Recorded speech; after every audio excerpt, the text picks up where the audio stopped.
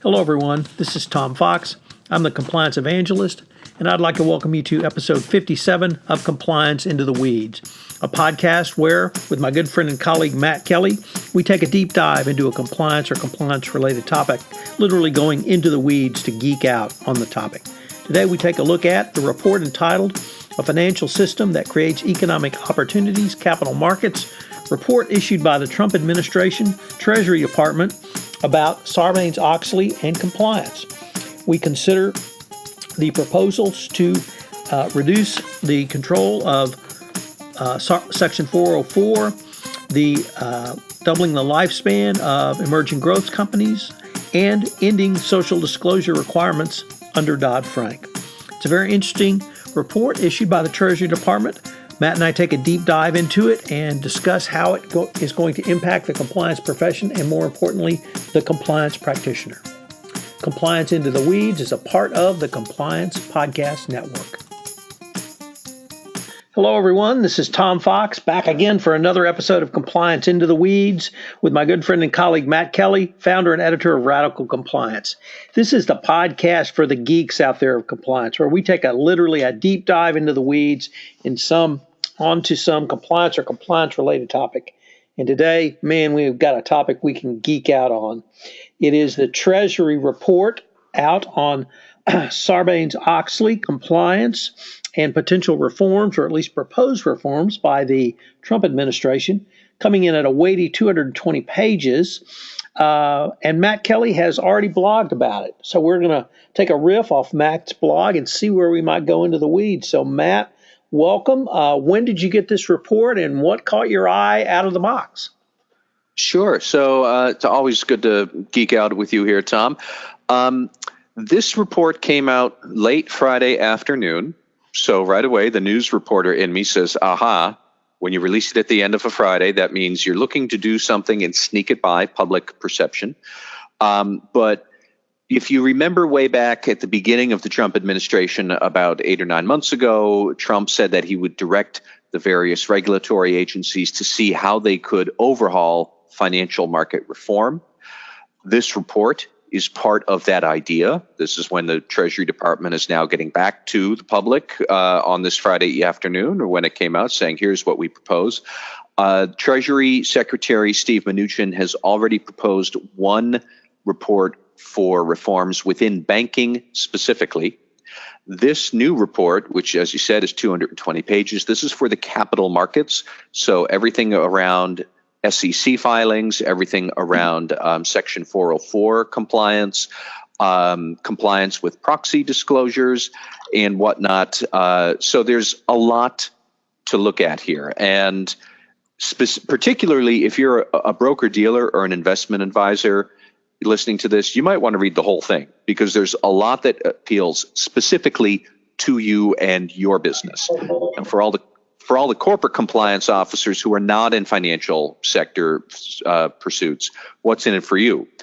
Three big things. Number one, the Trump administration is proposing that Section 404B of the Sarbanes-Oxley Act, which requires public filers to get an annual audit of the internal control over financial reporting, that the exemptions for 404B be increased from companies that have 75 million in market cap or less, which is the current exemption, to 250 million in market cap or less. You too would be exempt. And that's a considerable increase. So that's big idea number one. Big idea number two, some of you might remember that in 2012, Congress passed the Jobs Act, created a new category of public filer, the emerging growth company. The emerging growth companies are exempt from a lot of different securities compliance requirements, including 404B and several others, for the first 5 years of their life, until they grow so large, I think $1.07 billion in annual revenue or more. If you cross that threshold, you're too big. But if you stay under that for the first 5 years of your life, you're exempt from a lot of SEC requirements. Well, the big idea number two is to expand that from 5 years to 10 years as an emerging growth company.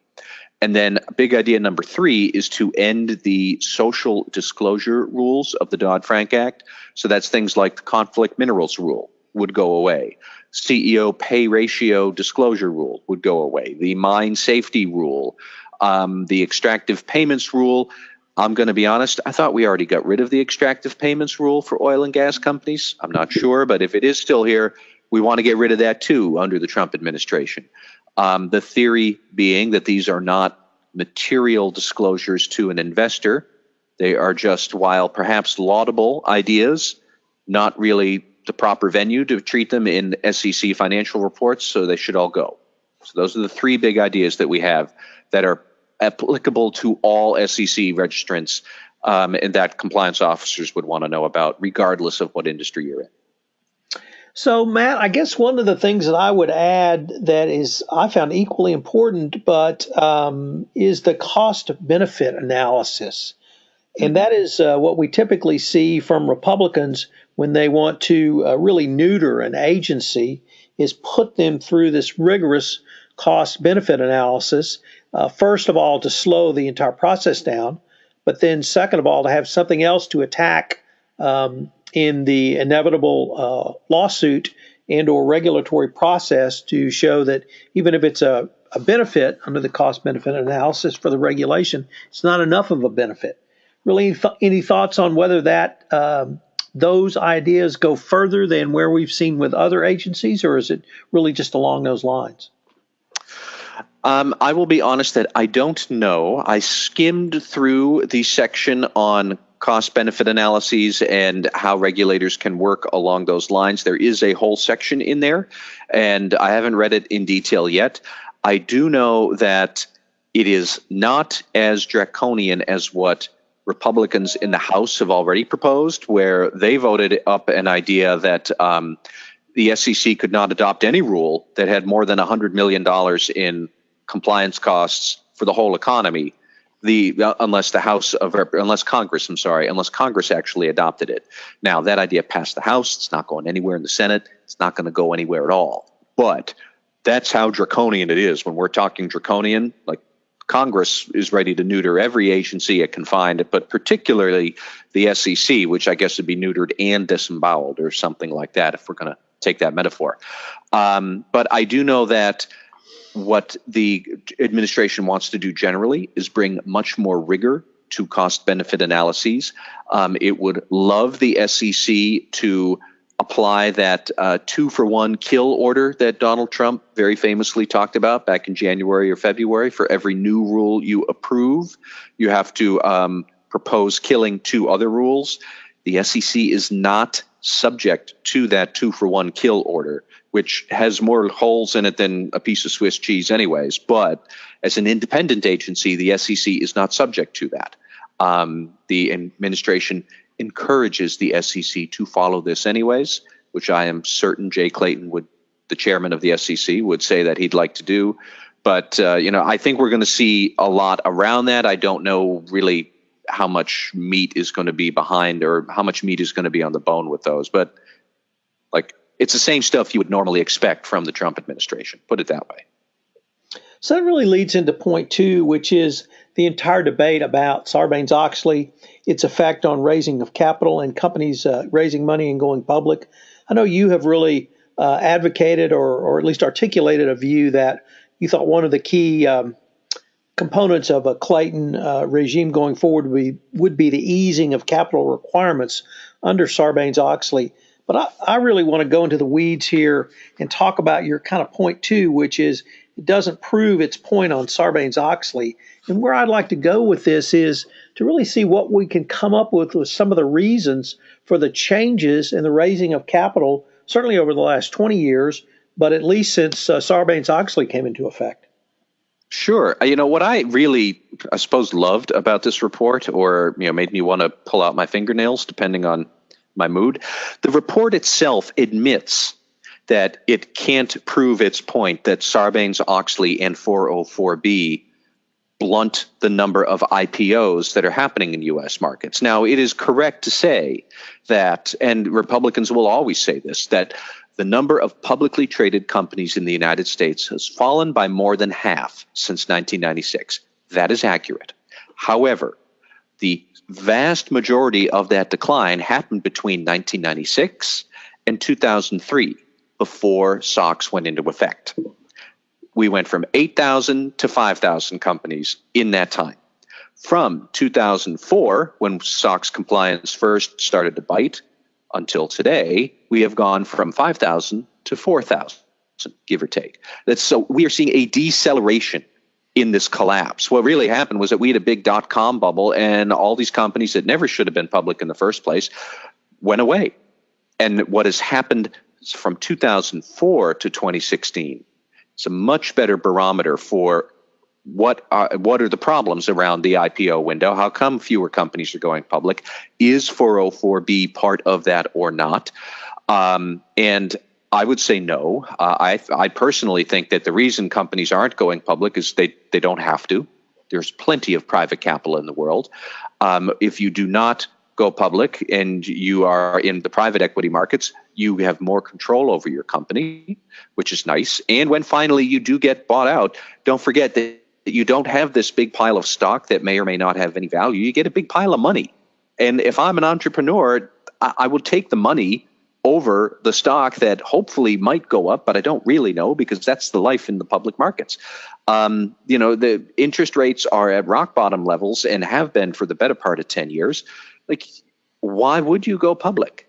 And if we really want to get macroeconomic about it, the idea that a company is going to now discover some new enterprise that requires so much CapEx spending that the only way to do it is to tap the capital markets and raise $50 billion in an IPO so you can put railroads from coast to coast, or build a telephone network, or put a man on the moon.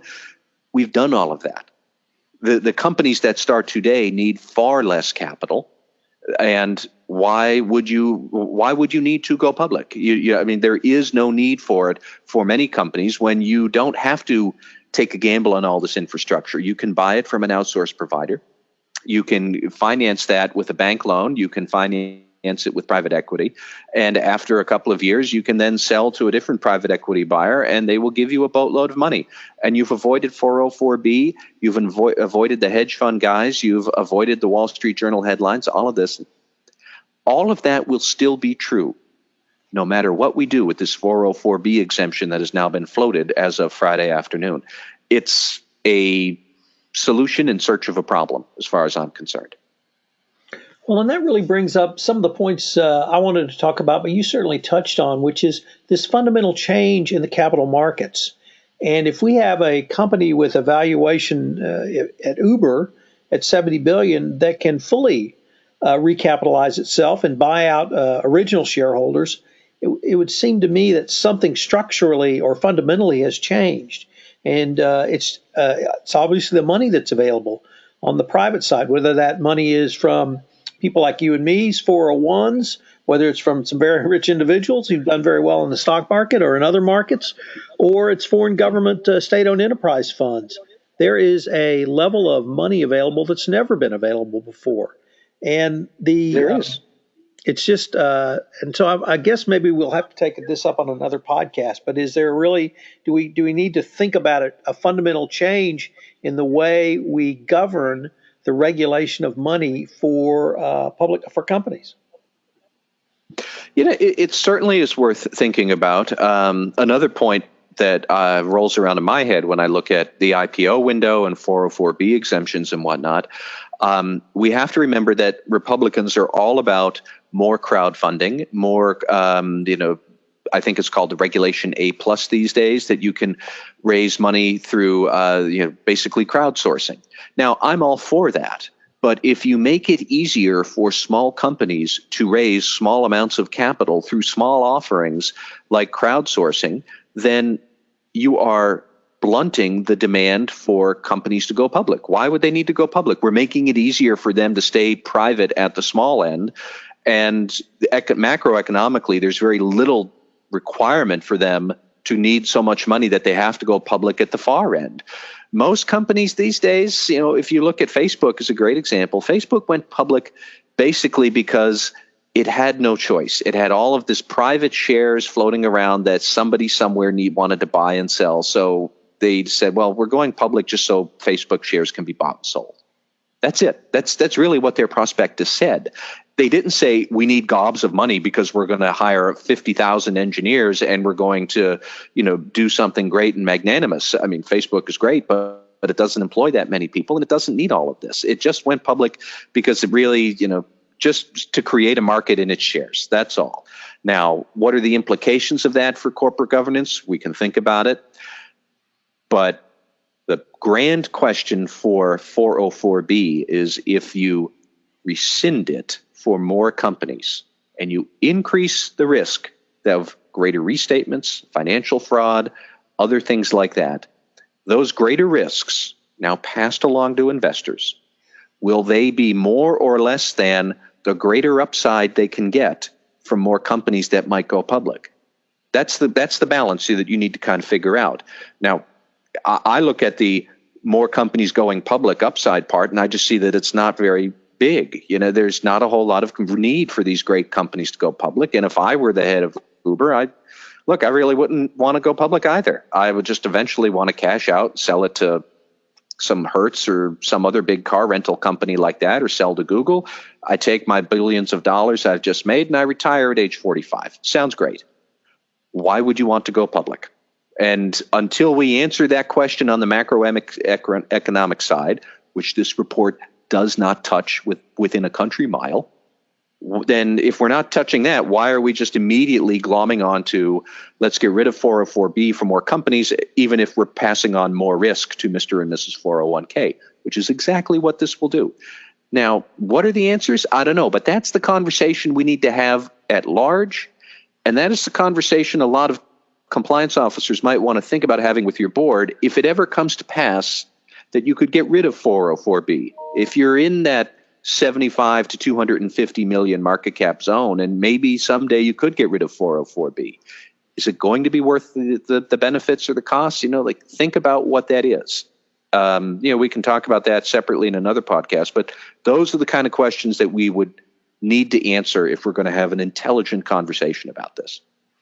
So let's focus on the intelligent conversation, because that seems to be one thing that we are definitely not getting out of this administration. And if we could move into ultimate political speculation, do you see a path forward for this bill in this Congress, which can't seem to do anything? This is the important distinction here is that this is not a bill that will go to Congress. These are recommendations, some of which can be done by Congress, even though I agree that I don't think they're going to, some of which can be done by the executive branch itself. And that's the part where I would pay close attention if I were a compliance officer. The idea of the emerging growth companies going from 5 years to 10 years as an emerging growth company, well, that requires a change in the Jobs Act, and you need an act of Congress to do that. So I am not holding my breath to see that that's going to happen. But exempting more companies from 404B compliance, well, that's something that the SEC could do on its own. It has the exemptive authority under the law, the Exchange Act that created the SEC. It has the exemptive authority to do that.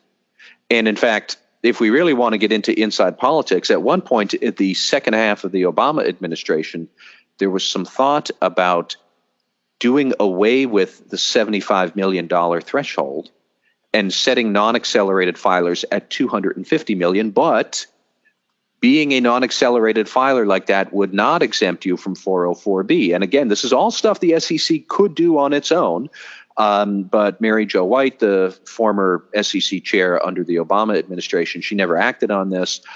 Could Jay Clayton, the current SEC chair, could he take action to create a greater exemption for 404B? Yes, he could. And I'm sure he would find sufficient support with other Republican commissioners that right now there's only him and Michael Piwowar, but 2 out of 3 is all you need. Yeah, they could do that. So that's what I would look at. And if you want to get really political, the 250 million threshold is equal to what has been proposed sometimes in the past. And the current Financial Choice Act, which had passed the House of Representatives, as usual, that was a bunch of right-wing conservatives in Congress, they shot for the moon there, and they said, well, let's make it 500 million and under. All of those market cap companies are exempt from 404B. That's a lot. That's reaching too far, probably because you're going to have to reach for the middle by the time you're done. Well, now we're already at the middle at the SEC with 250 million, and so who knows? Like I could see a legislative scenario like that maybe in 2018 sometime, that Republicans will try and split the difference between what the right-wing conservatives in the House wanted and what more moderate people in the Senate might want. I could also very easily see that they never get around to this, but the SEC still does this anyways. That's what we could look at. So what would you say are going to be the next steps, Matt? I know that Jay Clayton does want to revisit required disclosures. And so I think that some talk about the social disclosure policies under Dodd-Frank. I think that they could be postponed to death. I'd put it that way. That yes, I know the SEC just published guidance for the CEO pay ratio rule. They did that 2 weeks ago. It's supposed to be in your proxy statement coming next spring, but I could see that maybe the administration, the SEC, takes no action on people who ignore it, takes no action on, I don't know, say the conflict minerals rule. And, like they don't enforce people who ignore these rules, or they grant an extension of compliance until, the sun incinerates the earth in 5 billion years. Like I could see that happening. That's one way to get it done. The SEC would stall for time. At the meanwhile, I do think that 404B compliance is a bit more of a difficult issue for the SEC to handle. So I think that they will probably hold some hearings. They will probably solicit some input. It will be very interesting to hear what the audit firms would say to this, because they would stand to lose some money from exempting more companies from 404B. Well, what would they get in exchange? We don't know. That what they really want is to be able to offer consulting services to audit clients like they could before SOX. That would be lovely. They'd do handsprings. I don't think that's going to happen. So if they wind up opposing this, would they get steamrolled? Would they have some sort of ability to stall this? Could we adjust the 75 million market cap up for inflation, which I did the math yesterday, would be about $100 million in market cap today from 75 million in 2004. There's various ways we could do that, but show me the world where Jay Clayton and fellow Republican Michael Piwowar, where they don't want to make 404B reduced somehow. I mean, they're going to take a swing at this. I don't know what the swing is exactly going to be. I don't know when it's going to happen, but there is no scenario where they're not going to try to reduce 404B compliance. In some ways, you could say that 404B compliance could be improved, which I would agree with, but I think to exempt more companies just creates more restatement risk and puts it right back onto Mr. and Mrs. 401k. Those are Jay Clayton's favorite people when he gives a speech, by the way. That's why I use them. But Mr. and Mrs. 401k would have a whole lot more restatement risk floating back into their retirement funds. Will they or will they not, get addressed? Will people be thinking about the benefits of SOX, which do exist and, are proven? It remains to be seen. But I suspect that we'll see some hearings, we'll see some proposals, and maybe by sometime next spring we might see a more concrete discussion of rolling back 404B for more companies. And whether that happens or not, I don't know. Well, this certainly bears further review and further watching, and most probably further comment, because it's fascinating, and it's almost like a three-dimensional chess game, which we're playing on both horizontal and vertical levels. So I can't wait to see which the first move might be and what the corresponding moves will be thereafter. So we have been talking about the Treasury Report released entitled "A Financial System that Creates Economic Opportunities for Capital Markets." Matt blogged about it in his blog post entitled "Treasury Report's Eyes SOX Compliance," and take a look at it. Matt's got some great links if you need that. So, Matt, with that, this is one thing we will definitely continue the conversation on. Hello, everyone. This is Tom Fox again, and I'd like to thank you for listening to this episode of Compliance Into the Weeds. If you have enjoyed this podcast, I would greatly appreciate it if you would rate our podcast on iTunes, as it would help in our rankings and also help get the word out about the only podcast that literally goes into the weeds to take a deep dive on a compliance or compliance-related topic each week. If you have any questions, you can reach me at tfox@tfoxlaw.com. You can reach Matt at mkelly@radicalcompliance.com. Thank you again for listening, and I hope you'll join us next week where we will have a special live report from the SCCE 2017 Compliance and Ethics Institute. Compliance Into the Weeds is a part of the Compliance Podcast Network.